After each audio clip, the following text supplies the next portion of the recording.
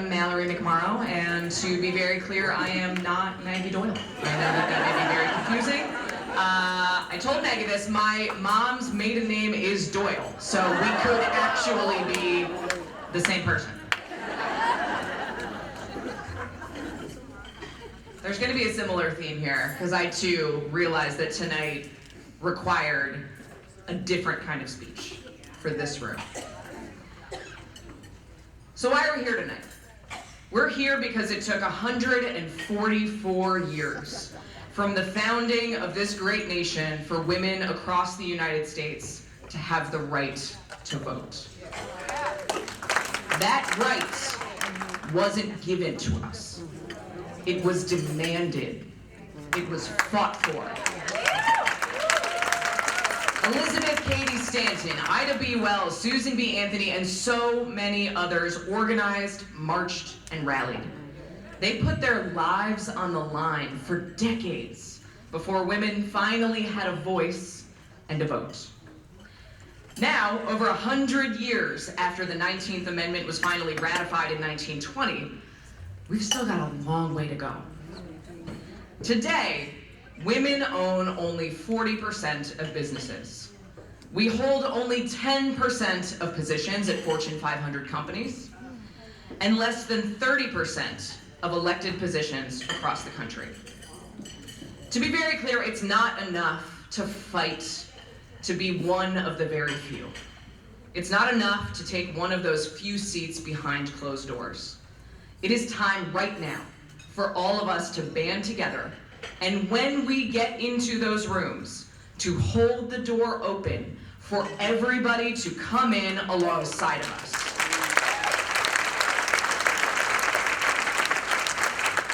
So tonight I want to say good evening to the Progressive Democratic Women's Caucus of Muskegon, the many and mighty of you. I'm Mallory McMorrow, and I am proud to join you tonight as the first woman in Michigan history to hold the position of Senate Majority Whip. In the first democratically controlled state Senate since 1984. I'm also here tonight to ask for, and in hopes of earning your support, to become your next voice as your next United States Senator in Washington. Now, if elected, Michigan would become only the 5th state in the entire country to be represented in Washington by 2 women senators. But as every woman in this room knows, progress doesn't come easy. Karen told us that. And it is not without sacrifice. My path here was far from a sure thing. Like so many of you, I woke up absolutely horrified after the 2016 election. There was a video that went viral back then, the day after. It was of middle school students chanting, "Build that wall," at one of their classmates. And I just want you to picture it for a second. Picture the lunchroom. We've all been there. The tile floors, the long tables. Now picture small little fists banging on the tables over and over, chanting, "Build that wall. Build that wall." What stood out to me was how high their voices were, because they were kids. That video was from Royal Oak Middle School, which had been my polling place the day before. There was something about the fact that it was kids, and kids that either learned that this was okay from their parents, or by watching Donald Trump, or by watching everything that this man had made acceptable. And it broke me inside. It really did.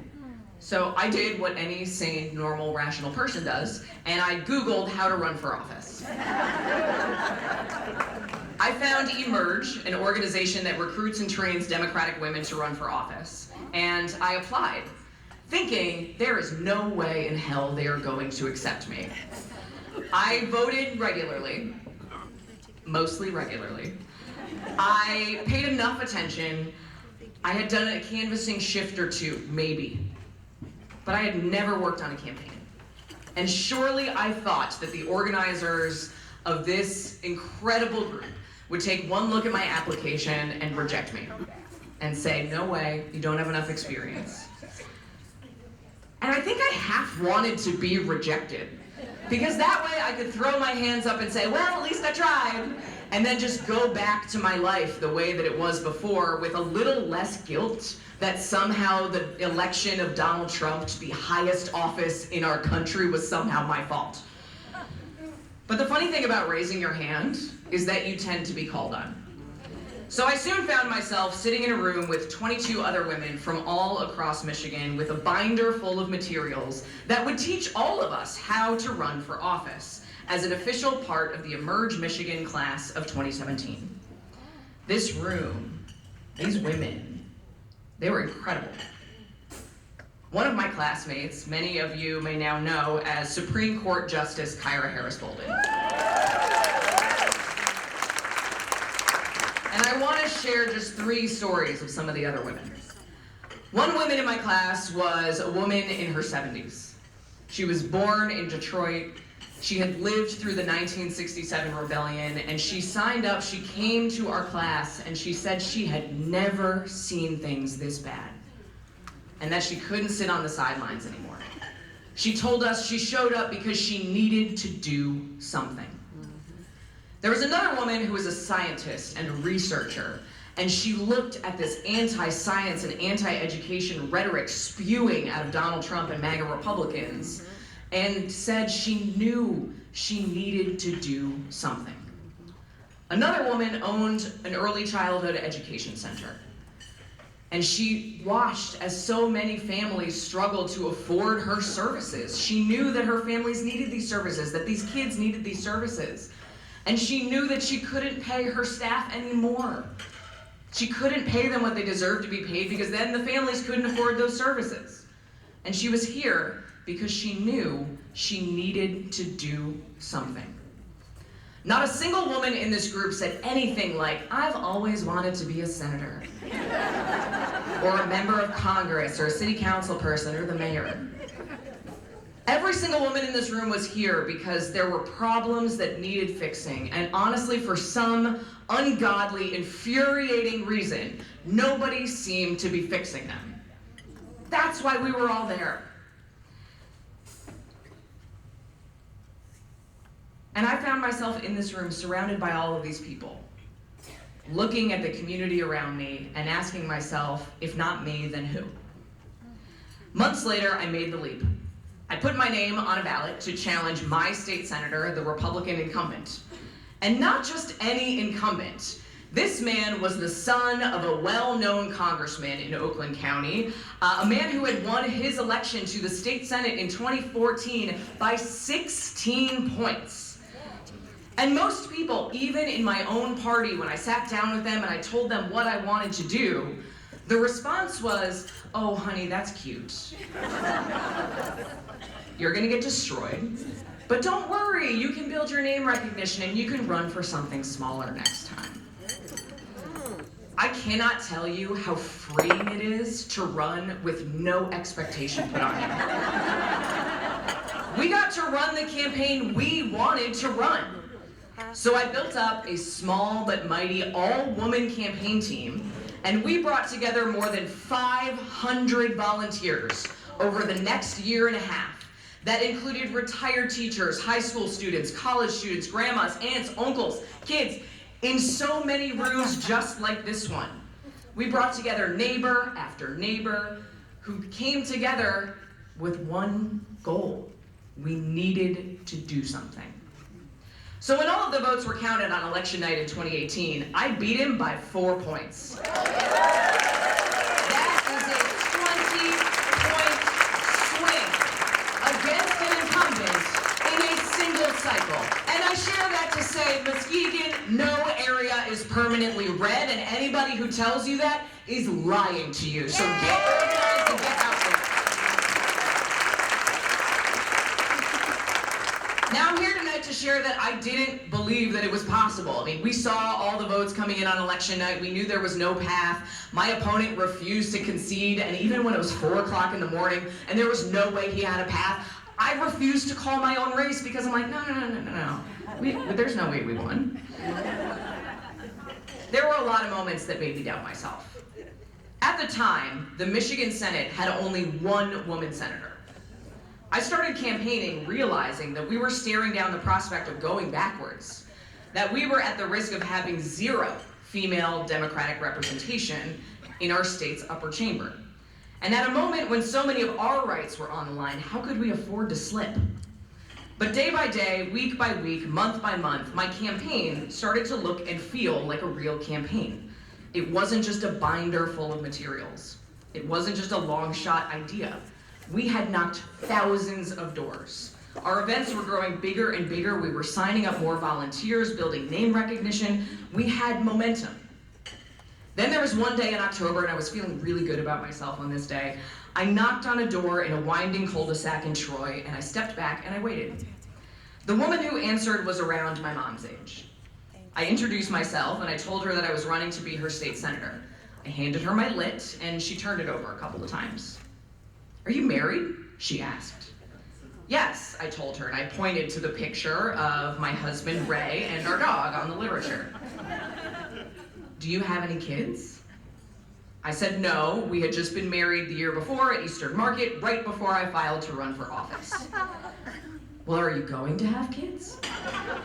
And when? And how many?" She told me that her own daughter was pregnant and that it would be her first grandchild. Then she stopped me. "I'm sorry," she said. "I need to know that my senator is in the office representing me the whole time. I can't vote for you. This isn't a job for a mom." I thought about her own daughter and how she needed an advocate, how she deserved a voice. Of course women could do this. Of course moms should do this. But standing here tonight, I'm going to admit something to all of you. I come to you tonight very drained.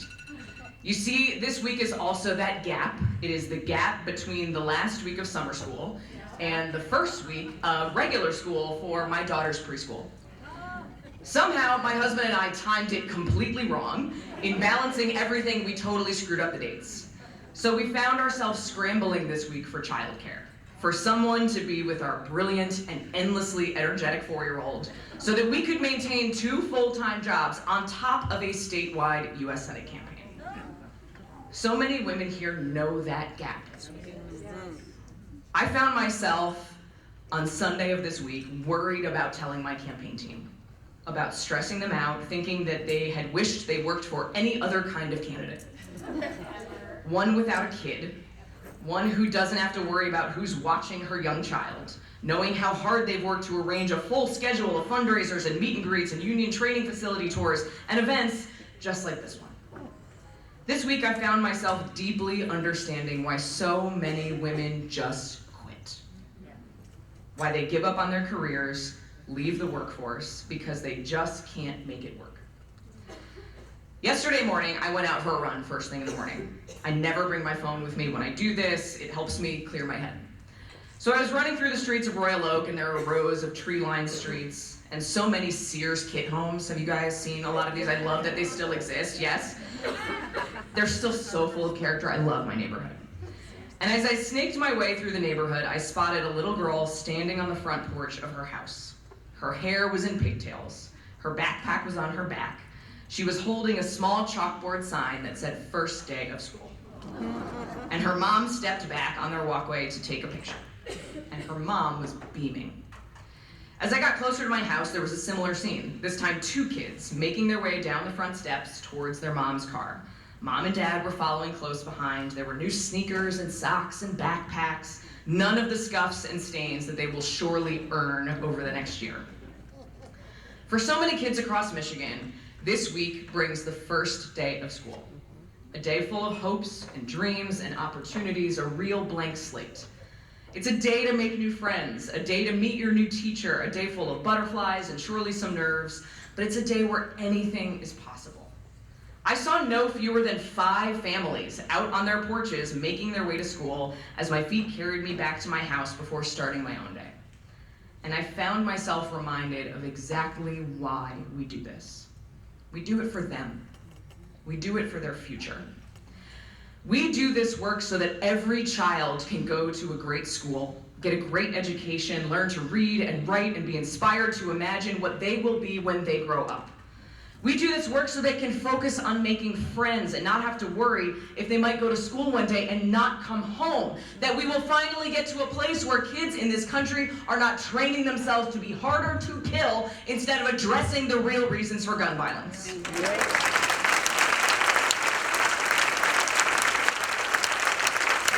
We do this work so that they have clean water to drink as they brush their teeth in the morning on that first day of school, and that so they have clean air to breathe when they step outside to take that picture.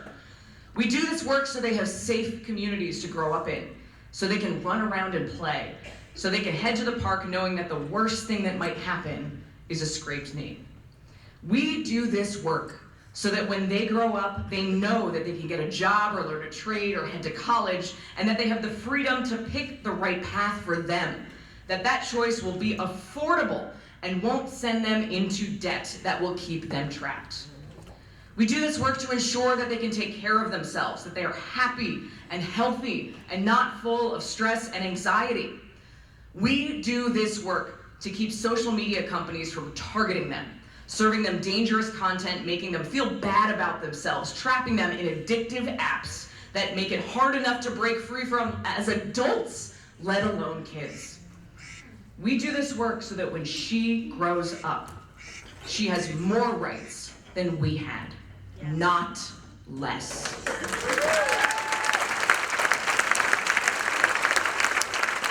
We do this work so she can make her own decisions about her own body, that she will be safe from domestic violence, that she will have access to care that she needs no matter what. We do this work so that one day they can afford that house, the one with the tree-lined street that you used to run down, where kids walked to school and where they were never far from a playground. We do this work so that one day they can afford to start a family. We do this work so that one day they will be the proud mom, standing on the walkway in front of the perfectly maintained Sears kit home, taking a picture of their daughter, standing with a backpack and her hair in braids with the new sneakers, holding up a chalkboard sign and beaming with pride and nerves and hopes and dreams on her first day of school. We do this work to write a new American dream, to ensure that it's not just some relic of the past, that it is real, it's achievable, and that they can reach it. We do all of this work, all of us in this room, knowing that it will mean time away from our families, that it will mean sacrifice, that there will be weeks when you find yourself scrambling to find childcare, where you want to tear your hair out, weeks when you think so much about how much easier it would be to just quit. But you don't, because they matter, because their future matters. And because you know that you can make it easier for the next woman who comes after you. And because you know that there are rooms full of women, just like this one, who know what you are going through and who have your back.